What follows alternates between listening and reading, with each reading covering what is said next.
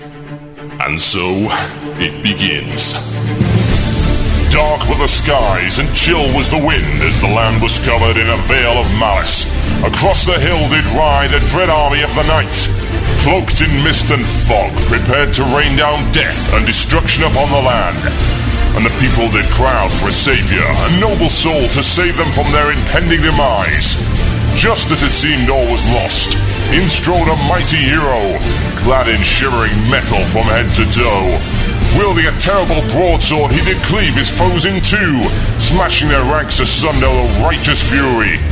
And when the day was done and the enemy strewn across the fields in pieces, the people did turn to the warrior and say, "We shall name this day in your honor. Speak unto us your wisdom."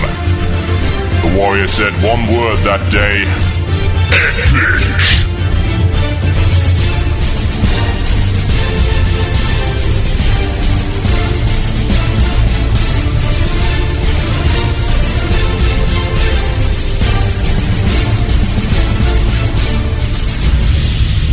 One man, one Murloc, one giant angry badger. This is Blue Plz. It begins now.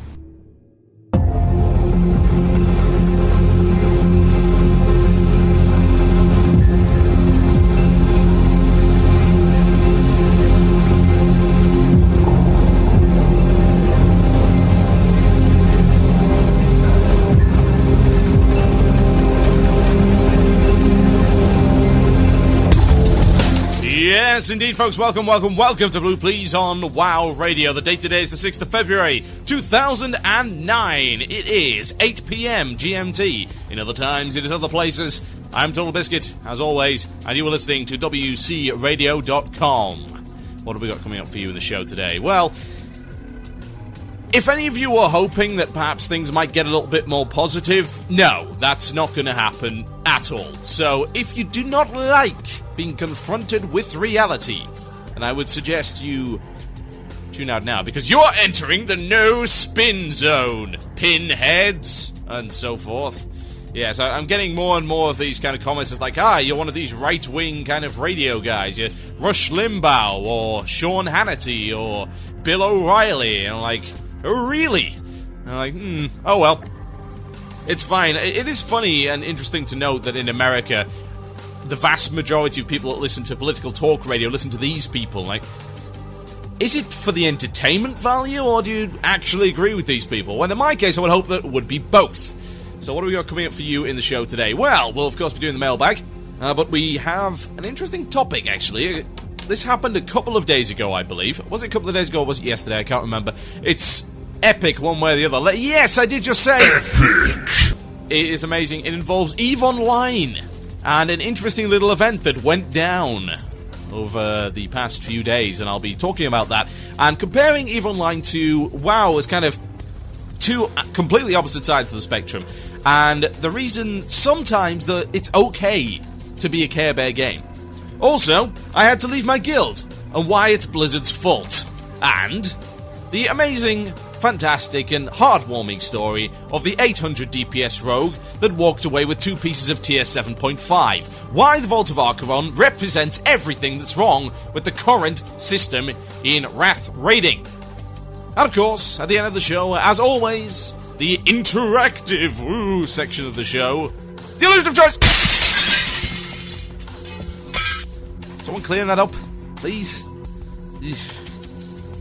Yes, indeed. You get to submit your topics for the last 15 minutes or so of the show, and the illusion of choice will give you that ability. All you need to do is email themurloc@gmail.com. That is themurloc@gmail.com for your chance to pick the last topic of the show. And this chair is going down and down. Seriously, I'm sinking at this point. I have this sinking feeling.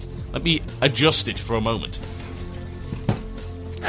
Sadly, the gas lift on this chair doesn't work quite so well, because unfortunately it's a very nice leatherback chair, and of course the one thing that had to be wrong with it was the thing which actually, keeps it upright. A little bit unfortunate, I tend to find when you're dealing with chairs. Oh well, never mind. Right. Well, we've gone through the introduction section, which means we get to go to this! Mail time! That sounds like it's mail time!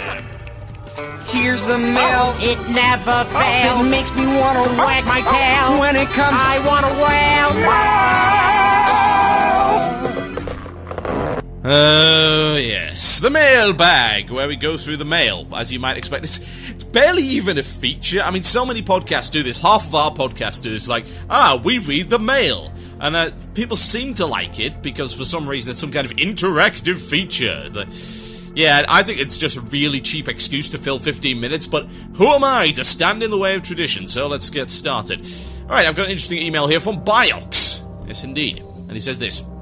Hey TB, love the show. Just a quick note to say that I pretty much agree with you about the Wrath of the Lich King content. I come from what you would class as a casual guild, in that we have a limited amount of time to throw at the game, yet we're finding ourselves decidedly unchallenged. In fact, the raiding content hasn't seemed in any way difficult since the 3.0 patch. It just felt like one big zerg since then. Here's hoping that Uldwar will be a challenge. That's Leonicus of White Hand on Proudmoore, US. Yeah, see, this is what I've been saying. I've been saying this. It's like, casual players, real casual players, they are not the kind of people that whine about difficulty. No, not at all. Generally, they suck it up and get on with it and accept that maybe they can't do everything. And that's okay, because there's still plenty of content regardless. And I've got a lot of respect for that. I've got a lot of time for that kind of player. They're not the ones that don't want to be unchallenged. I mean, I can't understand why anyone would just want cheap epics or free epics. Why is that? I mean, it's like, I liken it to Bioshock. Bioshock, wonderfully pretty game. Great story. Sinfully easy in pretty much every respect. And that really, really put a downer on the game for me. I mean, had that game been more difficult, I would have given it, I'd be like, this game is like the best game of 2008. Or was it 2007? Might be 2007. Whatever. But I recently picked up Bioshock again in the Steam sale on the PC. I used to have it on the 360, beat it, took it back. Got it again on Steam sale for like $3.50 or something ridiculous like that. And I installed a difficulty mod, as well as the recent patch. Now, the patch allows you to turn off the Vita tubes in the game, which means you can't just respawn at will and just go and kill whatever it is you failed to kill. Now, I combined that with the difficulty mod, which has made the game ridiculously hard. It's like halved, at least, the amount of ammunition you get. It's made the wrench pretty much utterly useless. It's made all of the enemies do twice as much damage. There's no respawns. Everything's more difficult to hack. Everything's more expensive. It's actually really good, because you have to be really creative. And I thought that was always something that I found was a really good idea in Bioshock. That you got to be really creative with the plasmids. Do all these different things.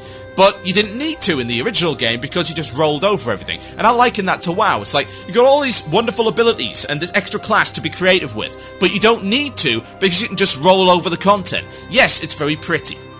Yes, it's kind of fun the first time. Yes, the storyline is great. But that doesn't mean it's a challenging game. And all that means is you're going to roll through it very fast, and you're going to wonder, well, oh dear, this great piece of content, I've just rolled all over it, and now I'm bored. Bioshock suffers from the same problem that Wrath does. Difference being, of course, that Bioshock made some efforts to fix it, and I would hope that Wrath does the same. And of course, Uldwar being the Great White Hope, hopefully will involve something like that. I certainly hope so.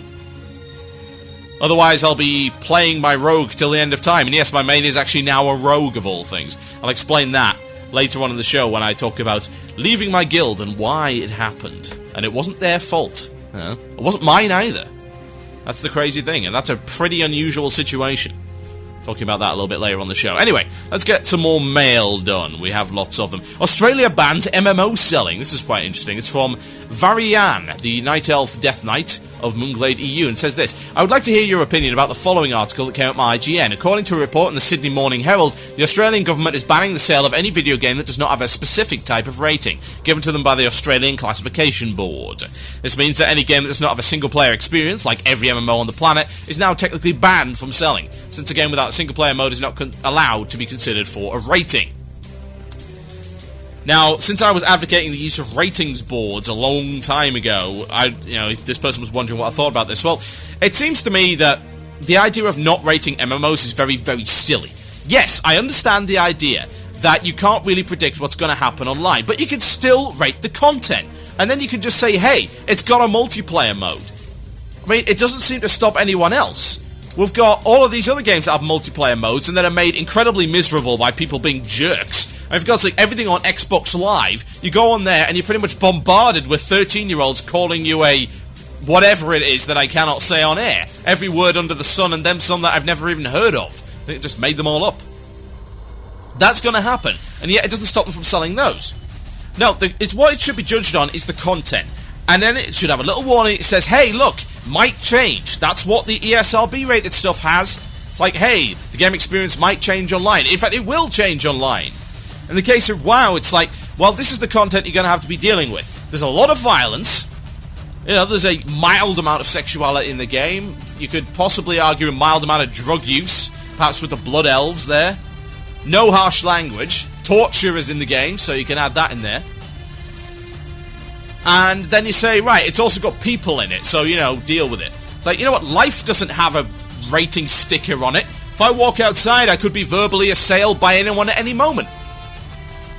Doesn't mean that I got restricted from going outside. I can't really figure out their rationale there. It just seems to me that their rating system is a little bit out of date. But interestingly enough, I saw a recent article that says that they haven't taken it off sale at all and that stores actually don't care. And rightfully so. What are they going to do? I mean, seriously. You know, if they start banning games from large international companies, they're going to find themselves slapped with a few lawsuits. Australia's always been really bad for this kind of thing. They're horrendous when it comes to video game censorship. And I really can't figure out why, of all things. I don't know, maybe it's just because it's originally a nation of criminals. They're a little bit paranoid that they might revert. Yes, that was borderline racist. Deal with it. I'm British, I can say these kind of things. We sent you over there in the first place. And unfortunately, you then broadened out and blossomed into this wonderful society that has really bad beer. And now apparently can't play cricket very well. Oh well, never mind. One of the many problems with the state of the world at the moment. What else have we got? Well, there are many things I can say. I've got about 5 minutes left of this particular segment. So I'm going to read out this one here.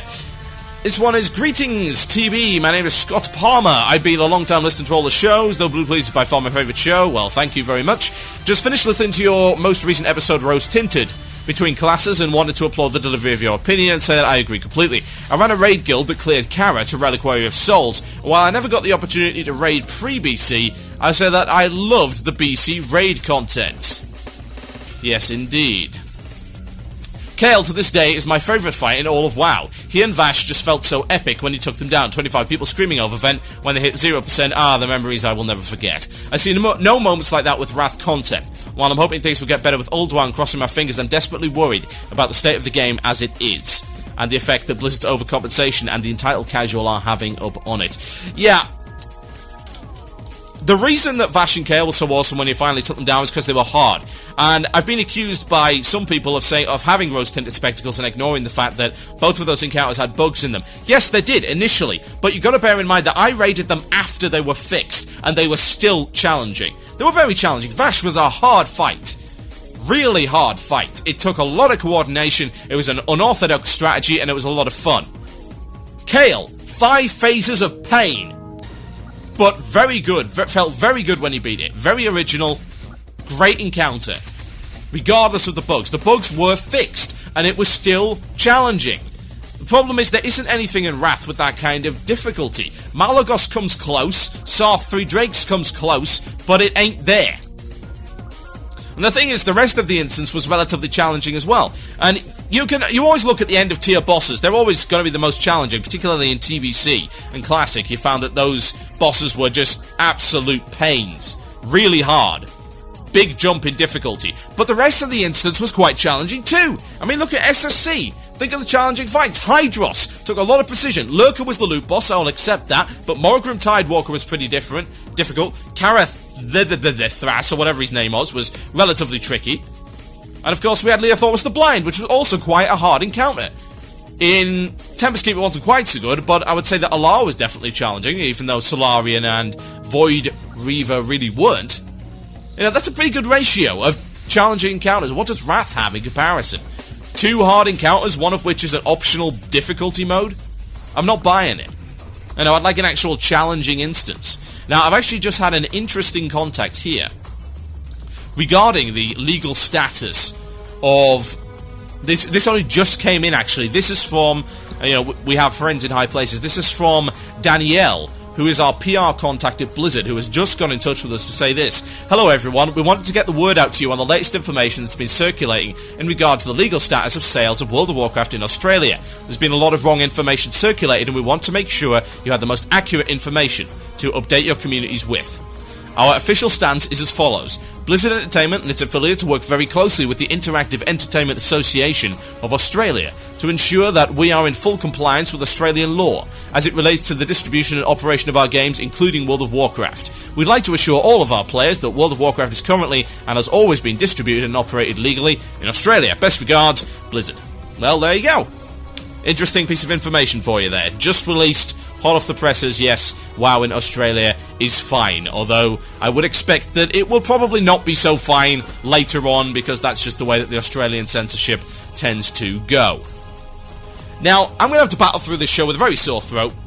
I do not care, I will have some grit, because good lord, the rest of my country certainly hasn't. Oh my god, there's a bit of snow! What are we going to do? Close all the schools!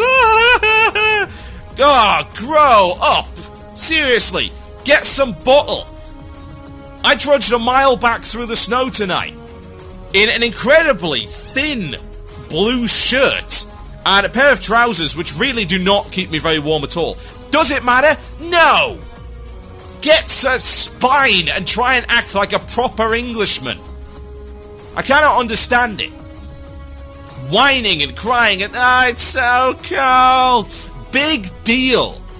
Get into work, get off your lazy arses, get to school and stop making excuses. Seriously. God loves those who help themselves. My name is TotalBiscuit and you're listening to Blue Plz here on WoW Radio.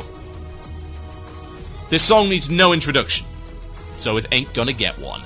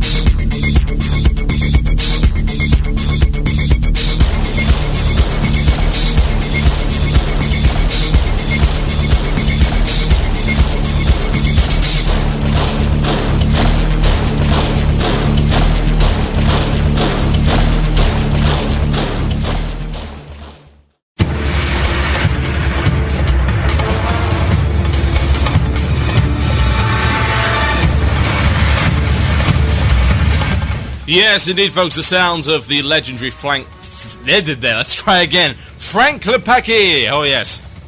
Who has kindly given us the permission to keep these songs in the archives. Oh, yes, he is a wonderful man, I must say. I enjoyed a lot of his stuff way back in the day with actually June 2000, where he did some of the remixes there. Brilliant, absolutely fantastic stuff. My name is TotalBiscuit, and you listen to Blue Plz here on WoW Radio. And yes, I do have a sore throat, and it's likely my voice will burn out before the end of the show, but I'm going to persevere on regardless and see what happens. Right. Some of you may be aware, specifically those of you who have stairs in your house, that something interesting happened in a little game by the name of EVE Online a few days back. Now, the first question, of course, that you're now asking me is, well, why the hell are you talking about EVE Online? Well, I think it's actually pertinent when it comes to looking at WoW to have a look at other games in the genre and to do a comparison. And basically, it helps you have a look at WoW a bit more objectively, and that seems a little bit odd, considering you're looking at other stuff. It's like, oh, well, surely you're looking at it now relatively, but the idea of having an objective perspective on WoW and to try and take all of the emotion out of it and try and determine which bits of WoW are good and which bits aren't does involve looking at the other things in the genre.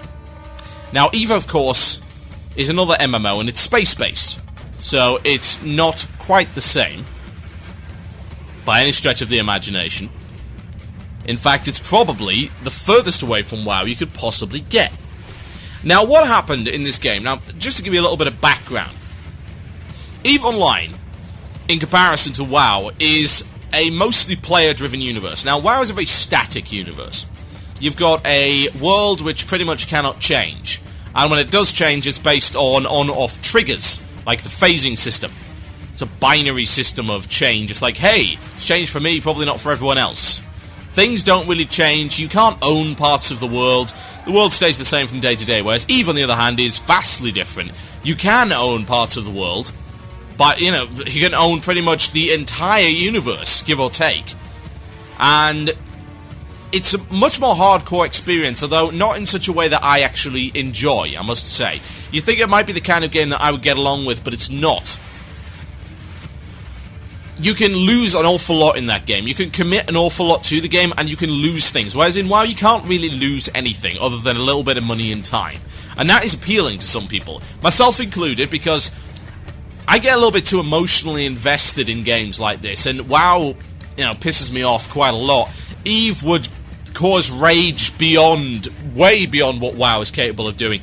And it's not the kind of thing that I want to get involved in.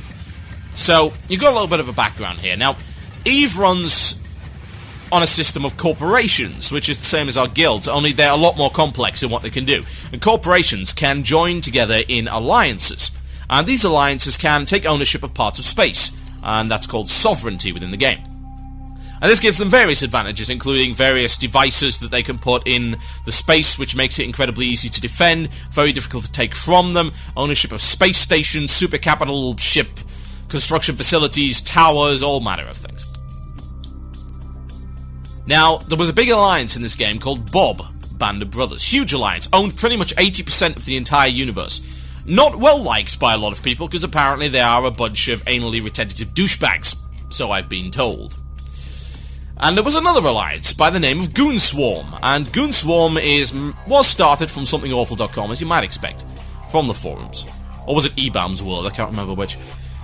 And they came into the game with the express kind of urge to make a mess of things, because that's what they generally do. When goons go somewhere, they'll go with the aim of causing havoc, and it's a lot of fun.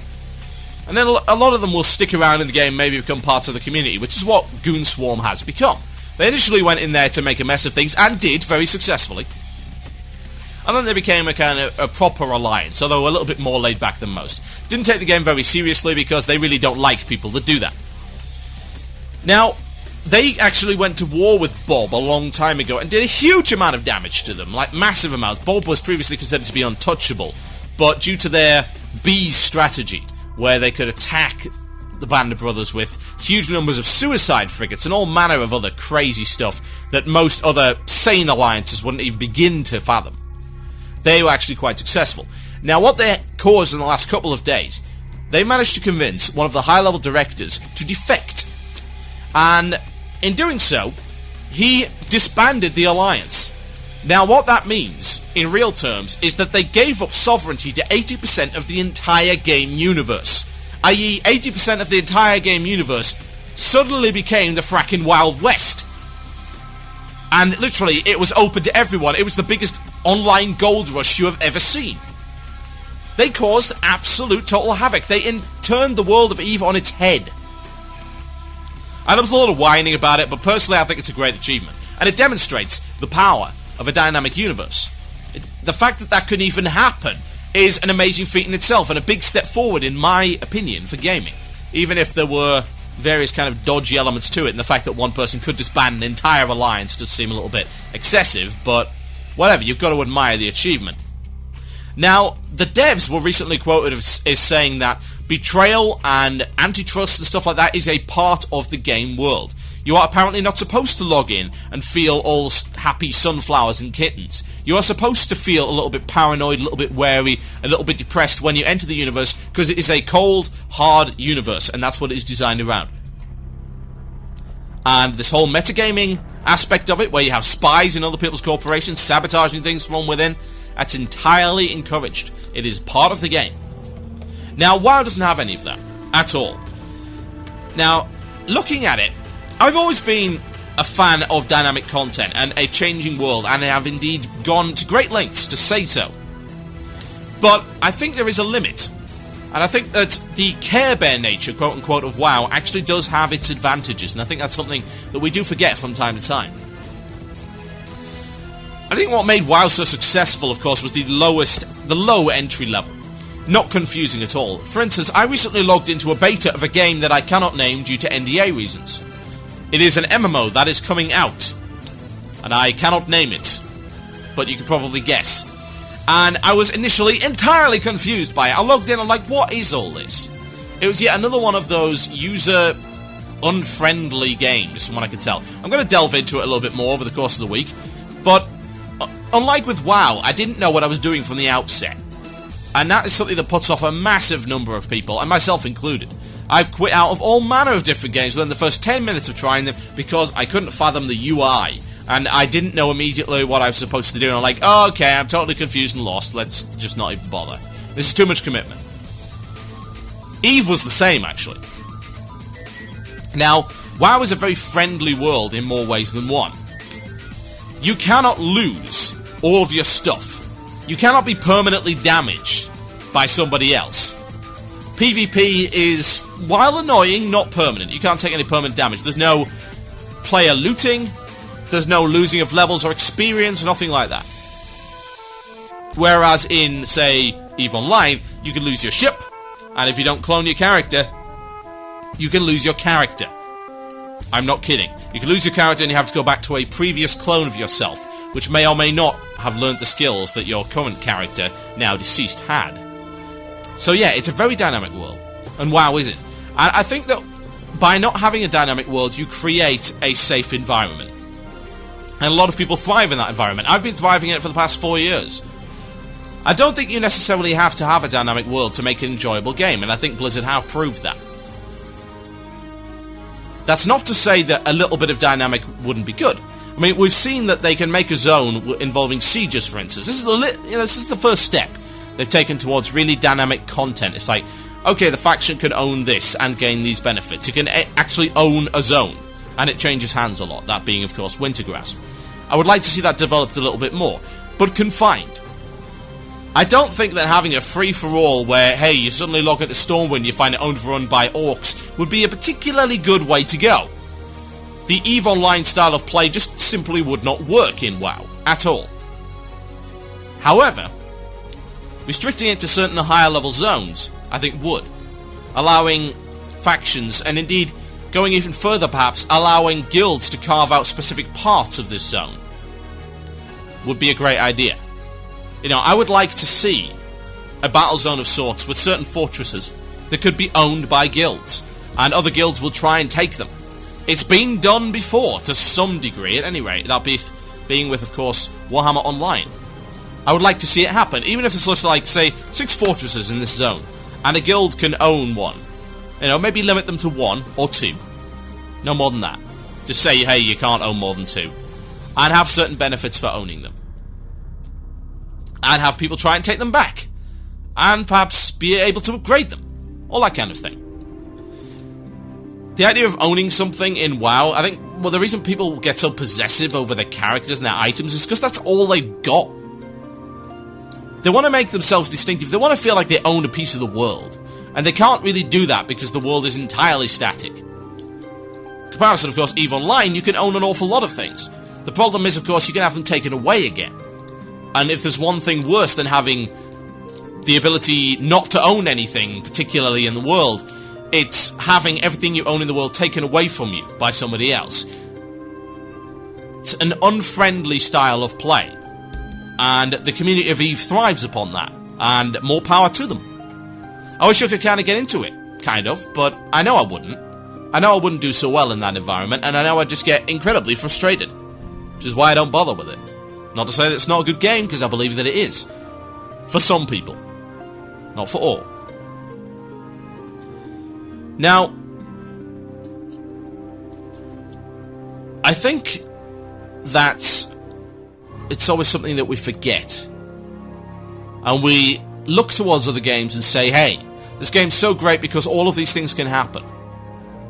And that's not really the case. Yes, EVE is cool because this kind of thing can happen. And we've seen similar things, although not quite as so extreme, happen in WoW. For instance, remember the Plague? The Plague was like, hey, this is something crazy happening, and it got all over the internet. Heck, it made itself onto the BBC News and all variety of other places. People used it for research projects. I think people do go nuts when that kind of thing happens. I think it's, to be honest, because they are starved for unique events. Whether they be dynamic or static, there have only been very, very few. I think that's something that Blizzard does need to look into. The AQ gate opening, for instance, not the best example of an event done. There were a lot of problems. I don't think gathering 150,000 Peace Bloom was a particularly good idea. But it was a unique event. And it was something that people did gather around, and it was interesting to see, and it allowed people on the realm to compete with each other in a way that was beyond mere PvP and, hey, I killed this boss before you did. And it was interesting because it was a cooperation and a competition at the same time. Now, I think that Blizzard could do well to learn from games like EVE, admittedly not to that extreme. WoW will never be like EVE. WoW will never be an unfriendly game. The problem is, I think, that they're going too far to the left or to the right or up or down or side to side, whatever you want to call it. Way, way, way too far. They're making the game too easy and too accessible. Which is funny because it never had problems before. Not at all. I certainly never saw any issues with the way that WoW was set up originally. It's like, hey, it's accessible. And once you get to this level, once you've learned the game, once you got into the flow of something, here's something a little bit less accessible. Like, people don't start at level 80. Why do you need to make raids so accessible?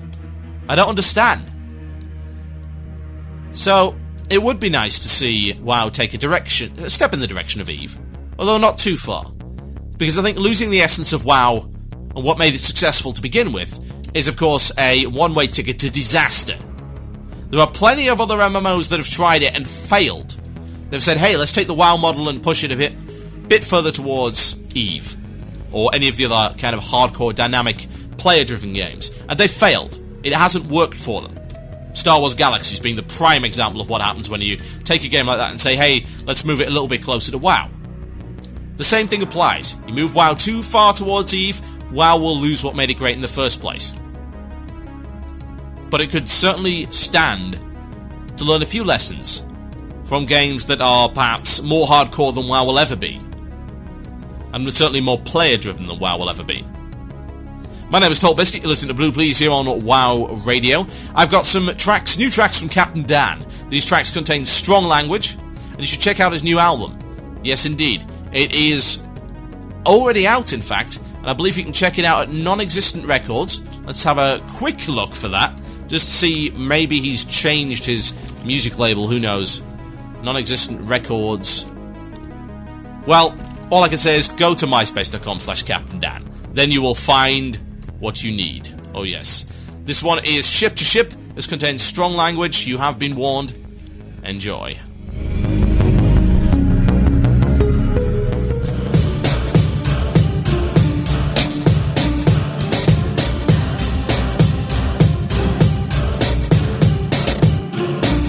Timbers, sail ho off the starboard bow. Men, man your battle stations. Handsomely now. Hands to your halyards and batten down the hatches. Soon we'll be in range to turn that ship to ashes. Like a game of chess, but the ocean's the table. I'm all in the wind and bring a spring upon our cable. Tighten your grip, all hands about ship. Hot chain shot is what we're about to transmit. From our guns to their mizzen mast, fire a blast. Let them know they're outclassed, and this day they won't last. Let our ammunition fly, light in the sky. Don't stand by, make the enemy die. We fight ship to ship, equip my clip. Soon all their sailors gonna take a dip. The beats to the starboard, the helm's to the larboard. Take her mast forward, she's never being harbored. Hard over on the wheel, prepare to ram. Charge for their keels, their lives be damned. Lashings from the guns, set stages for battle. We're dashing when we're done, bet cages will rattle. Make ready, aim steady, bosun pipe to quarters. Stakes heavyweight, deadly roasting wicks on mortars. Crouch if their cannon shook, scout for abandoned crooks. Out with your grappling hook, shout when your weight is took. Crawl, overhaul, on the deck where you'll brawl. Don't stall, make them fall, coming through like a squall. Let our ammunition fly, light in the sky. Don't stand by, make the enemy die. We fight ship to ship, equip my clip. Soon all their sailors gonna take a dip. The beats to the starboard, the helm's to the larboard. Take her mast forward, she's never being harbored. Hard over on the wheel, prepare to ram. Charge for their keels, their lives be damned. We're going ship to ship, let the musket balls rip. Our fingertips won't slip from the gap or the hatchet. Face the fact, it's a motherfucking boarding axe. You got a galleon and I'm gonna snatch. You're gonna start some shit from the stern to the bowsprit, cause that's how we roll in Her Majesty's service. Tapping ship's biscuits to shake out the ratchet. I got stabbing fever and you know you're gonna catch it. Gonna end your career as a buccaneer. You live in fear to be sheared by the spears of my privateers. Clear as the tears you've been shedding for years. Get in the beers cause we're here and a victory's near. Let our ammunition fly, light in the sky. Don't stand by, make the enemy die. We fight ship to ship, equip my clip. Soon all their sailors gonna take a dip. The beats to the starboard, the helm's to the larboard. Take her mast forward, she's never being harbored. Hard over on the wheel, prepare to ram. Charge for their keels, their lives be damned.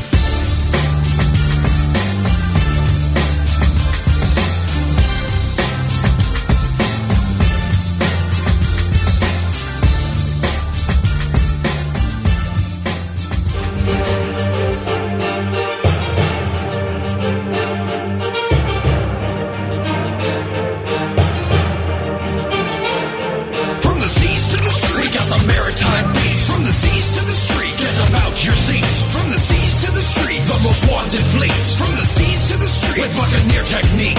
From the seas to the street, we got the maritime beat. From the seas to the street, get about your seat. From the seas to the street, the most wanted fleet. From the seas to the street, with buccaneer technique. From the seas to the streets, to the mic, to your speaker. Every other Red Sea on the oceans is weaker. Royal Navy can't find me. Got witches right beside me. Your sloop destroyed after we applied broadside to thee. We never idle tendencies, leaning homicidal. Brutality unbridled, make enemies suicidal. We turn them derelict before verse 3. It's a love affair between naval warfare and me.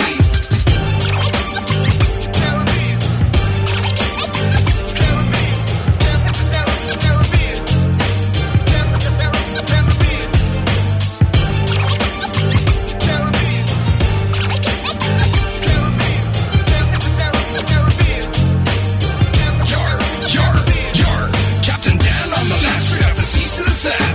We got the fattest rhymes, one leg we stand. So what you gonna do? Scurvy crew coming through with the best of the best, sailing down the avenue. From the seas to the streets, we come and steal in your chest. If you be in our way, you best get under the decks. Cause we flowing like the ocean, give your navy a test. Be the only rapid pirates from the east to the west. From the seas to the street, we got the maritime beat. From the seas to the street, get about your seat. From the seas to the street, the most wanted fleet. From the seas to the street, with buccaneer technique. From the seas to the street, we got the maritime beat. From the seas to the street, get about your seat. From the seas to the street, the most wanted fleet. From the seas to the street, with buccaneer technique. Caribbean dream, it's What's the meaning of scheming? So when we show up on the shores, you know we wheeling and dealing. The waits are screaming and creaming after they stealing your semen. I just tell it like it is, I'm not being demeaning. So check it, we get hectic and wreck it. You know it's unexpected that the scurvy crew stays connected. From the streets to the seas, but I bleed up the keys. We heat up the trees, defeat enemies. Complete expertise, compete with us please. From the seas to the street, we got the maritime beat. From the seas to the street, get about your seat. From the seas to the street, the most wanted fleet. From the seas to the street, with buccaneer technique. From the seas to the street, we got the maritime beat. From the seas to the street, get about your seat. From the seas to the street, the most wanted fleet. From the seas to the street, with buccaneer technique.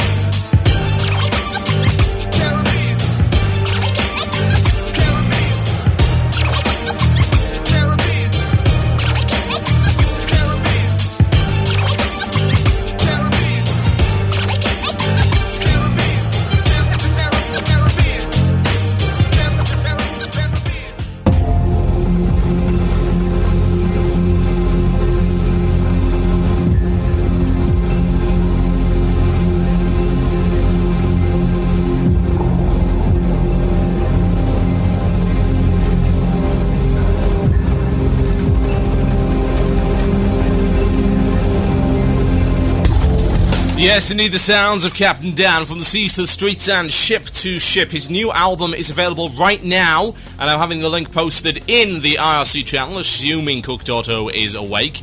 And if he isn't, well, all I can say is, wake up!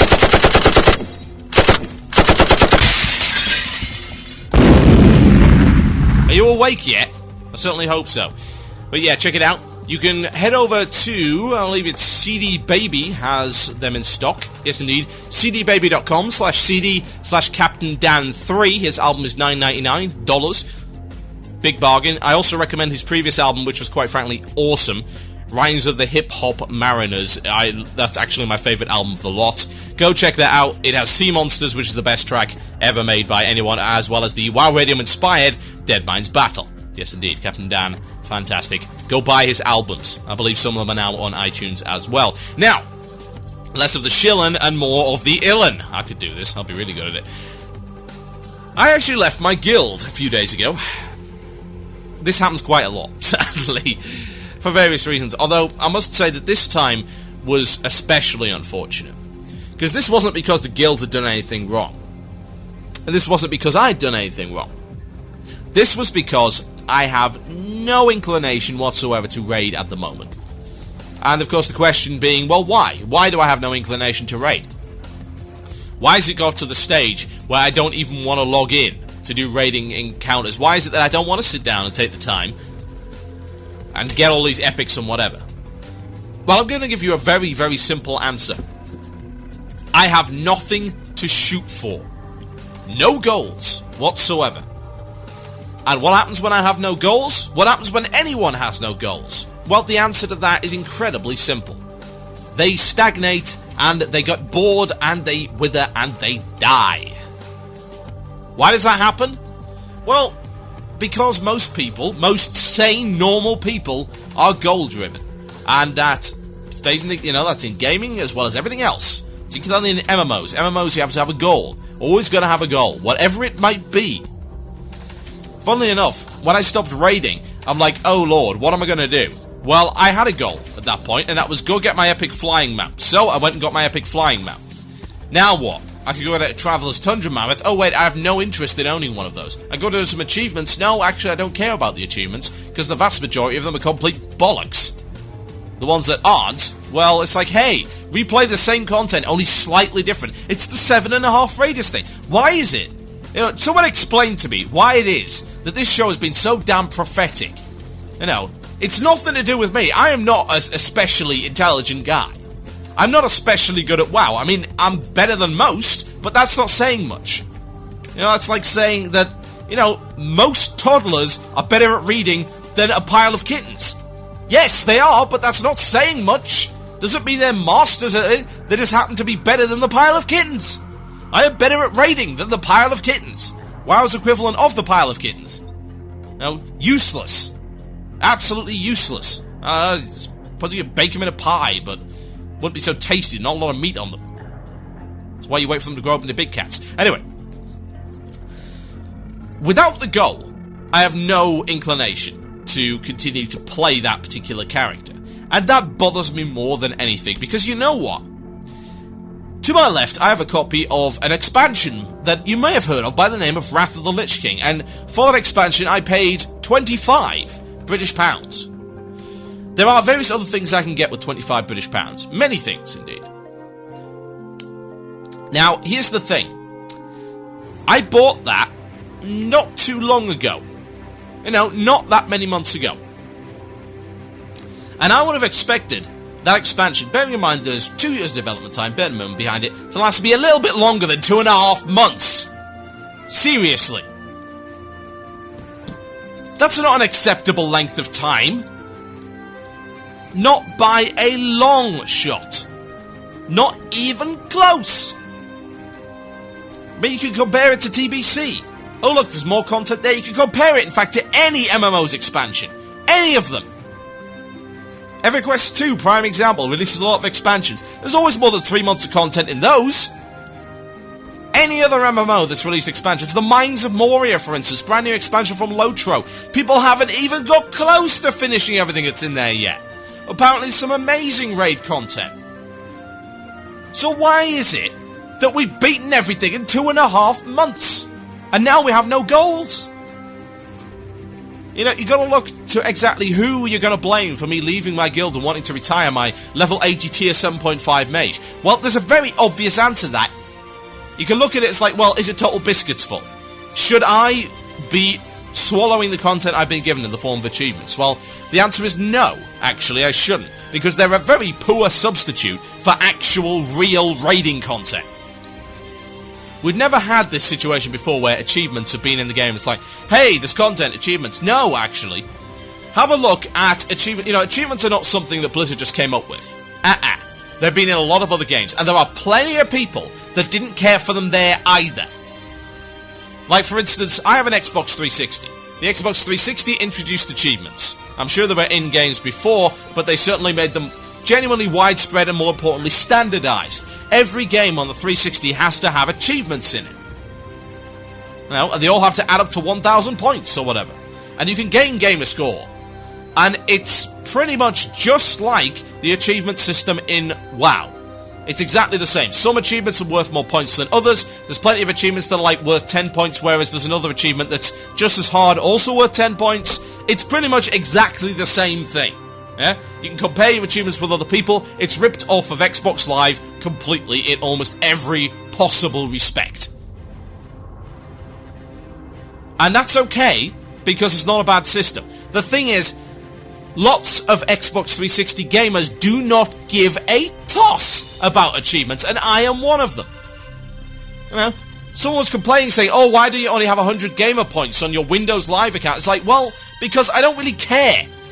My other account has like, I don't know, 27,000 points. Have I gone for them? No, it's just because I play a lot of games. I could have had way more than that. But I don't care. They're not content. I don't bother to squeeze every last ounce of juice out of a game, just for the sake of doing it. I hear these people like, oh, well, you know, I've finished this game like 5 times, I'm so bored, but I've got to get the last of the achievements. Why? Why are you obliging yourself to do that? Will someone please tell me? Because last time I checked, I bought games to have a bit of fun. And when I stopped having fun, I gave them to the nice man at the store and said, I would like to trade this in for something else. Or I put them on eBay. Or I shelve them and never speak of them again. That's content. That is finite content. Now, if you want a game that has more than finite content, and of course WoW's got finite content, it'll always have finite content, but it's expected to have more content than the average game, because you're paying for it on a monthly basis. And MMOs don't tend to last very long if you run out of things to do within the first couple of months. They tend to die off. I cite as my example Age of Conan. Oh, we're past level 20, suddenly there's nothing to do. There's entire swathes of level bands in Age of Conan that have nothing to do whatsoever, and only the first 20 levels were really properly finished anyway. Horrendous. Absolutely horrendous. And of course, the game died. What a shocker. Why is it that WoW hasn't? I can't figure out why people are still hanging around in WoW at the moment. I understand that they're waiting for the next big thing. But what upsets me more than anything is that when I get to do that next big thing, it's not going to be with my guild that I was actually enjoying playing with. They're good lads. Good guild. A fan of the vast majority of players within that guild. But I'm not going to be a part of that because that guild requires me to raid. And I don't want to. Because there is no progress. And it's not even just farming things. It is face-rolling things. There is nothing challenging. At all. The main raid encounters, of course, to be found in Nexramus, the only properly sized instance. I mean, how ridiculous is that? We have not seen the like since the start of WoW almost 5 years ago. One instance. One! And the rest are just randomly small encounters that can be rolled over in 5 to 10 minutes. They are not real raid content. Yeah, it's okay to have a couple of the smaller boss encounters as long as there's plenty of big raid instances to sink your time into and progress to be made. Because if there is not a whole lot of fun and prizes to be won and progress to be made and fun house, you will not stay in the game if you are the kind of player that I am. And yeah, I don't represent the entire player base. I never will. And I'm fine with that because the entire player base consists of a lot of people who are incredibly dumb. Why would I want to be associated with those people? I wouldn't. I just can't fathom why you would release a game with so little content. And you keep going on and rattling on about, oh, Ulduar's going to be so great. I think I really think they've got to the point where they think they can just get away with it. Because people will come back for Ulduar. And they will. And I admit I will come back for Ulduar. I will. Unless Blizzard does something monumentally stupid in the meantime. Like, I don't know, endorses gold selling. Where, from a moral standpoint, I have to stop playing the damn game. Because I cannot stand their principles or whatever. Or does something that they said they wouldn't do. And I have to morally say I cannot continue to play this game because my principles are offended by what you are doing. I will still come back for Ulduar and so will everybody else. They know that. They are absolutely 100% confident that that will happen. And even if Ulduar tanks, people will come back for the next thing. And the next thing. They might even leave whatever game they migrate to. If they decide to migrate en masse, they will go do it. They'll migrate en masse. And then they'll say, oh, well, we like this game, but they brought something back in WoW. Should we go back? I miss WoW. Well, we had so many fun times with WoW. Let's go back. How many times has that happened to you? How many times has that happened to people that you know? Happened to me a lot. I went to go play Warhammer Online for a while. Shame the leveling absolutely sucked, otherwise I'd probably still be playing it. But the thing is, I don't think I'd have an inactive WoW account. WoW's just not something you can... If you're invested quite a bit of time in it, and it had as much enjoyment in it as I have, it's not something you can really abandon so easily. And I think Blizzard knows this, and as a result they're getting complacent. The only way that this is going to change is if a significant competitor does come along. And that's very unlikely. There's been plenty of games that have tried to emulate the success of WoW and failed miserably because they've just failed to grasp what it is that made WoW successful. And those who've tried to emulate it, you've come and say, well, why don't we just play WoW? Because WoW's been around for longer, has more content, and is not filled with bugs, so we don't have to buy another game. So it's like a catch-22 situation. If you make your game too hardcore, and you make it too different, people aren't going to leave WoW for it. But if you make it too similar to WoW, people aren't going to leave WoW for it either. Why? Because they don't want to invest in a new box for a new game that's probably buggy and might suck. And if they say, well, why don't I just play WoW? Because WoW is like this game, but better. I mean, you'd have to meld the most bizarre experience together. Something unique in the way that it's accessible as WoW, but so different at the same time. How? How could you do that? It boggles the mind. I don't think I could design a game like that. I don't think I would have the requisite knowledge. I don't think anyone else does either. And that's unfortunate. It really is. Because there just isn't anything to do anymore. And that's saddening. And I don't mind dropping my sub and resubbing and all that kind of thing, but I wish I didn't have to. You know, I don't really want to go play another game. I kind of like WoW. I imagine the rest of you do as well. We all like WoW. We all like playing WoW. Otherwise, we wouldn't be here. It doesn't matter how much I complain about the state of the game. Still like it. Still wish it every success in the world. I still think the raiding game at least was the best thing ever, in comparison to a lot of other titles. And yet now it just isn't. Not anymore. Because there's nothing to aim for. There is no progress to be had.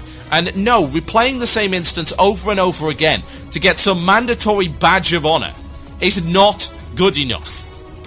You need new challenges and new bosses to conquer. Not the same boss upside down on your head, hands tied behind your back, eyes closed, mouth open, stuffed full of rats. That's not an achievement. That's a waste of time. It's replaying the same stuff over and over again. And you know what? A lot of people don't like that because it's boring. A little badge of honor ain't enough. I'm not in Cub Scouts anymore. And I don't feel the need to acquire as many badges as possible. It's a waste of my time. My name is TotalBiscuit, and you're listening to Blue Plz here on WoW Radio. Rantier than thou, so I might say. I'll be right back after this song, folks. Enjoy.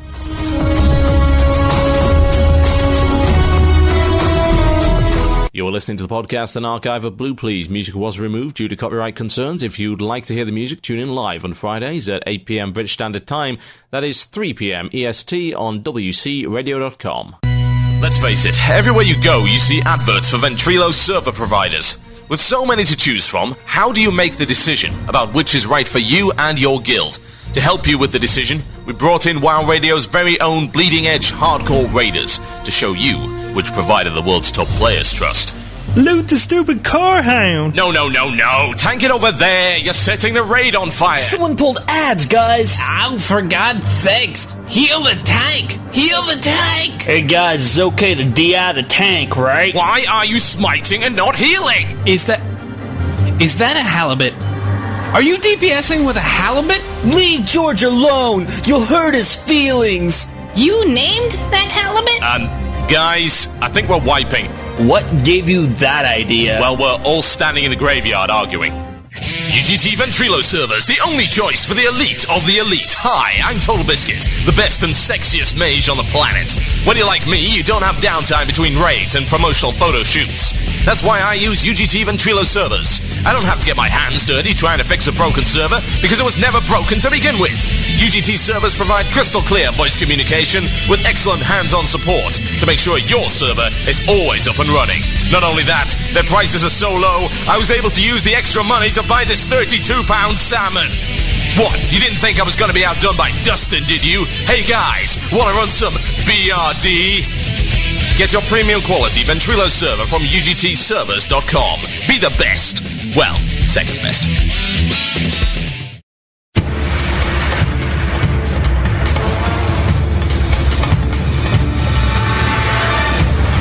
Yes, indeed, folks. You listen to Blue Plz here on WoW Radio with myself, TotalBiscuit. I have a story for you. Let me tell you a tale. This happened the day before I actually left my guild. It's an anecdote. So here we go. We were going to our weekly lottery. And by weekly lottery, I mean 25-man Vault of Archivon. Where what we effectively do is we all go into the instance and we roll 4 dice. And the people who get the best rolls get free loot. And then we leave. That's pretty much VOA. Yeah. I keep forgetting. They were supposed to put a raid boss in there, but they forgot, and instead they just put a guy that kind of roars at you a bit. But he eventually just gives you free loot anyway. So, it's a small hurdle, but we get over it. Now, we took a pug because there weren't enough on, and the guild had already done its weekly lottery run anyway, so I thought, hey, I'll just run with a pug, see if I can maybe get something. So I did.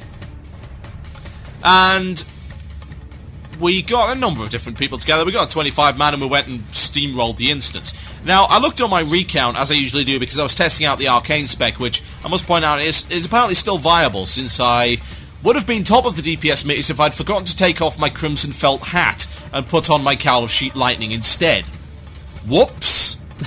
Oh well, I was still only about 10 DPS behind the top guy. So, I think I did pretty well for myself. However, I noticed something rather odd. I went down, I looked at the bottom of the meter, and there was a rogue there who'd barely done any damage. And he had really bad DPS. Indeed, his DPS was around 800, and I thought, this is odd, because last time I checked, the tanks were doing more than that. So I look at his recount, and it's like, this is interesting, he's barely hit the boss. And I discovered that he had DC'd from the vast majority of the fight. And the rest of the fight, he had done really badly. I don't know what he was doing, maybe just auto-hitting or something. Spamming kidney shot.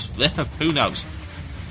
However, being the fickle mistress that fate is, we got 2 pieces of tier 7.5 rogue loot, and I thought, okay, it's cool, we'll give it to the other rogue. Oh wait, there isn't another one. He's the only rogue. So what you're basically telling me is that a guy who was DC'd for the vast majority of the fight, and when he wasn't there, was doing about as much DPS as, well, let me put it this way, I did more DPS than that at level 70. You're telling me that that guy gets to walk away with at least the second best in slot, if not the best in slot, leggings and chest?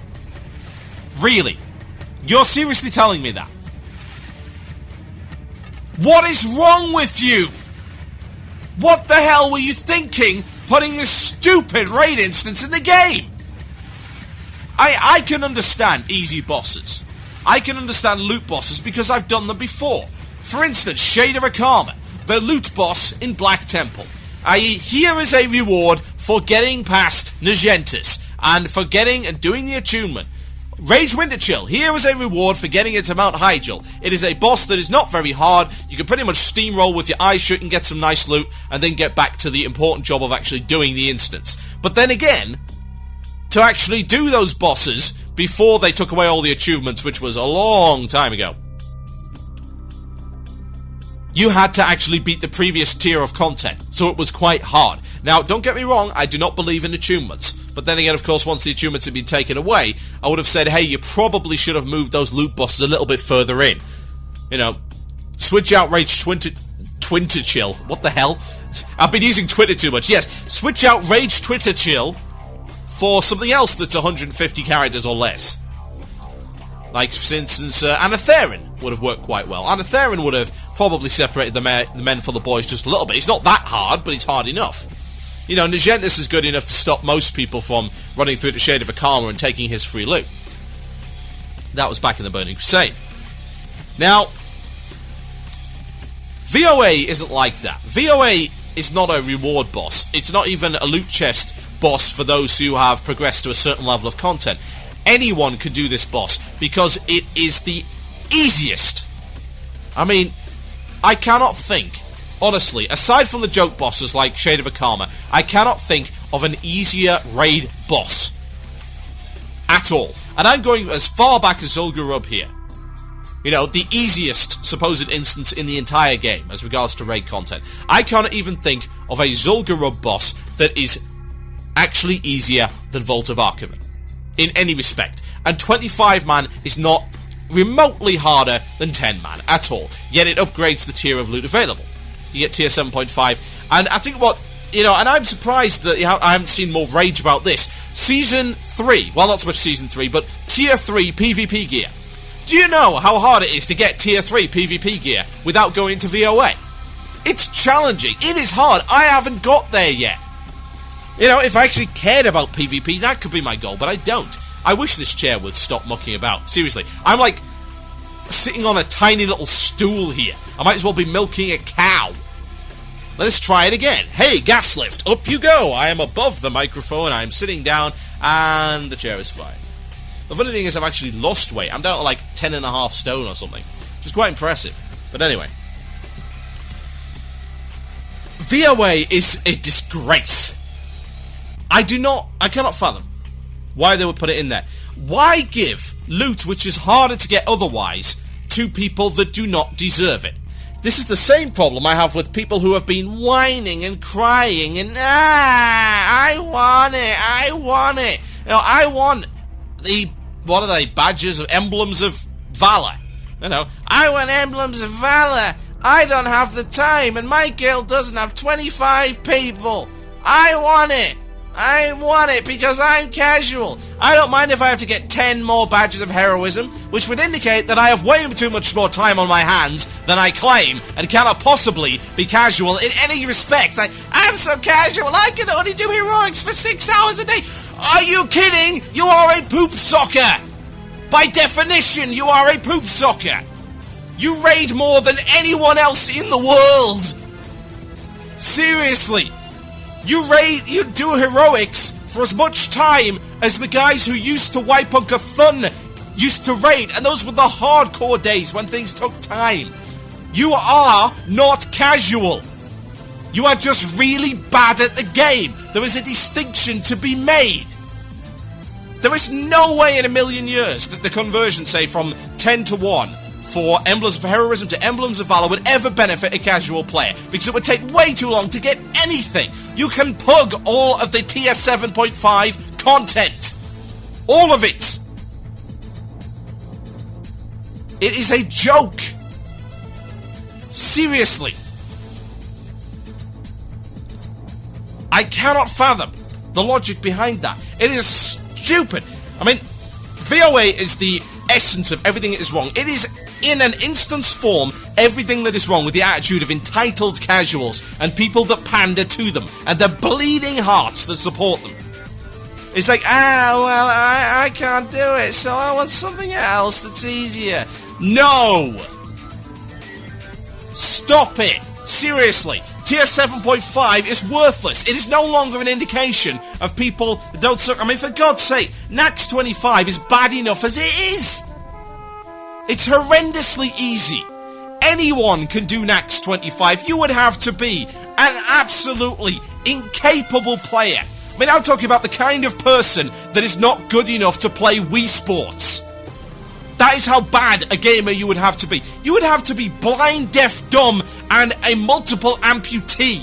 And even then, I think you could do it just by rolling your face on the keyboard.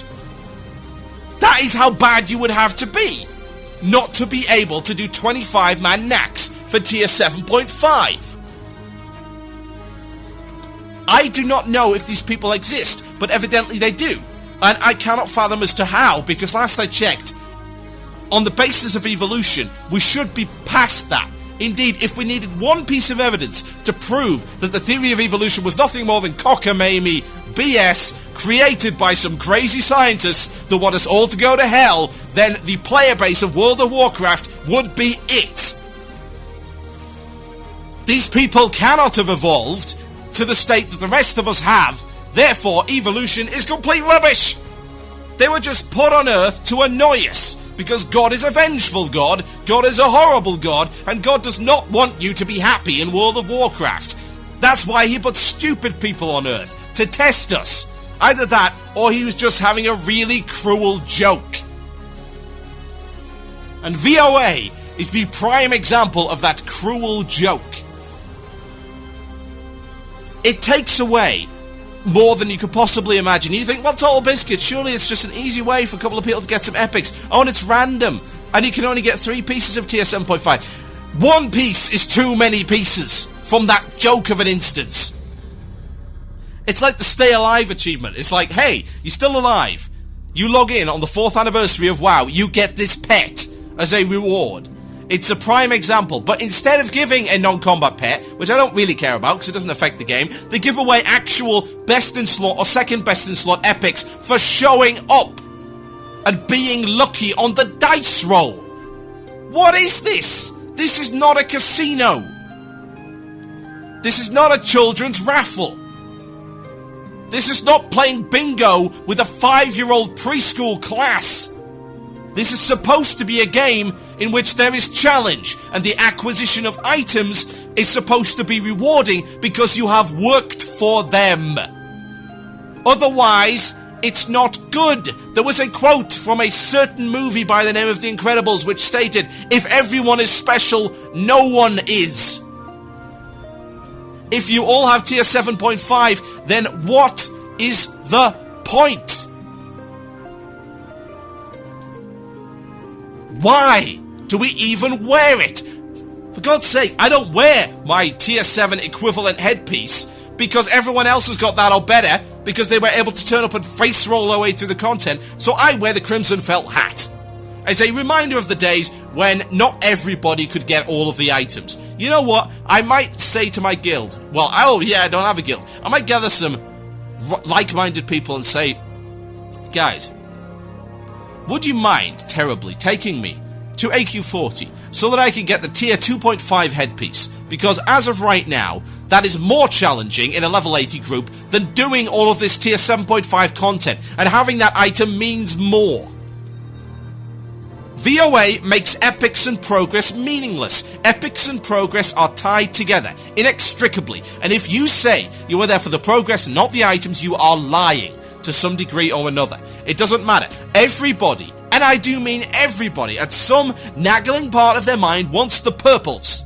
For whatever reason, whether or not it be through sheer greed, loot whoring, or whether or not they simply want the guild to progress, or whether they want to progress on their character, or whether they just like the looks of them. They want them, one way or the other. They are desirable, they are inextricably linked to your progress in the game. They are the markers. They are the indicators. They are the flags and badges of honor. They are the old school badges of honor. Back to a time when achievements didn't exist. The way to show what you had achieved is to show what you were wearing. Those items signified your achievements, because they were hard to get. If you had better items, you had achieved more in the game. That makes perfect sense, because this entire game is about progressing your character. So logically, the way to progress your character would not be to acquire merit badges. It would not be to go through the roles and do this instance umpteen times in order to do it some bizarre, ridiculous way, for no apparent reason other than to satisfy an arbitrary system that serves no practical purpose whatsoever and is disliked by a good portion of the player base. No! Back in the day, they gave you items, which actually helped progress your character. And they looked awesome, which did help matters. VOA needs to be destroyed in a sudden cave-in. There need to be fault lines in that hall of stone that cause the entire thing to collapse in on itself and never be seen again. But no! What are we doing? We're expanding it. We're giving it another wing. We're giving you tier 8 equivalent loot, or indeed tier 8 loot from killing yet another boss, which is no doubt going to be doable by guys in greens who know nothing more than the ability to spam Sinister Strike and hope for the best. What the hell are you playing at? Do you wish to drain every last piece of challenge from this game? It's like, hey, great, guys, seriously, believe us when we say that Old WoW will be great and challenging and awesome, and heretics and monsters and heretics and Sindri! All of these wonderful things. Mama Luigi! And yet, we're actually going to put this other one along here. It's like, ooh, yeah. You've got to kill this really hard boss for tier 8. Or alternatively, you could go in here, face roll a boss, and roll the damn dice. I take this coin, and I flip it in the air, and it makes this sound. Well, that should have made a better sound. That was on paper. Let's drop it on a harder surface. There we go. Heads, I win the best item in the game. Tails, I wait till next week, and flip it again. Pathetic. My name is TotalBiscuit, and you're listening to Blue Plz here on WoW Radio. Time to play some Machine Eye Supremacy, because quite frankly I ain't played them in a while, and they are a wonderful band. It's March of the Undead, and I will be right back after this. It's Blue Plz on WoW Radio, WCRadio.com. Enjoy.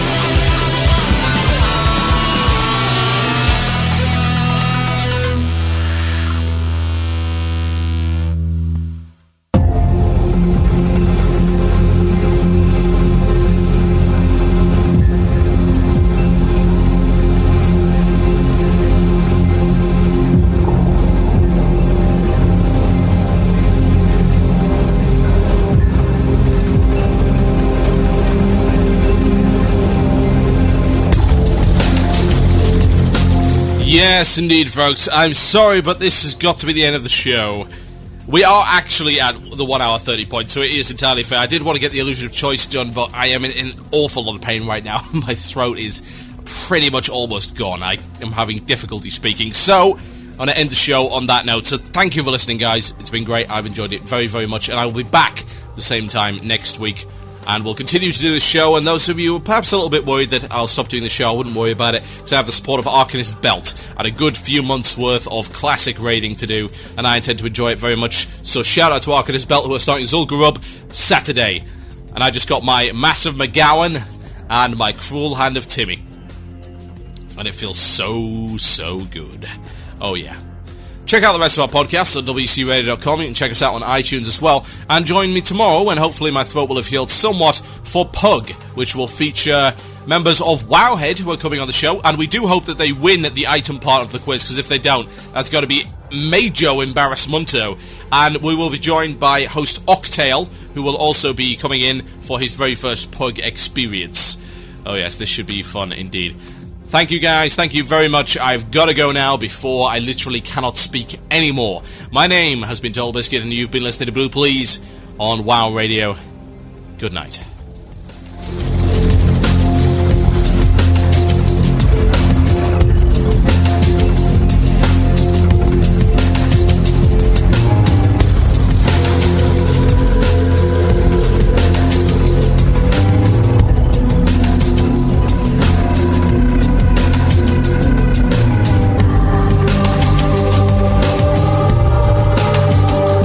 I'll actually do one last thing, which I did promise to do, and that's a shout out to Damorons for a happy 20th birthday. Now I'm definitely gone.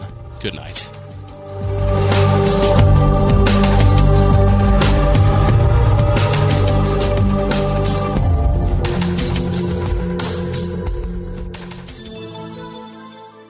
You have been listening to the podcast and archive of Blue Plz, a show that airs exclusively on WCRadio.com on Fridays at 8 p.m. British Standard Time. That's 3 p.m. EST. You can check out our archives on our website at WCRadio.com and subscribe to our RSS feeds. Don't forget to rate and review us using iTunes, and if you wish to leave constructive criticism, that is always appreciated. Head over to WCRadio.com/forum and post in the threads there. Thank you for listening.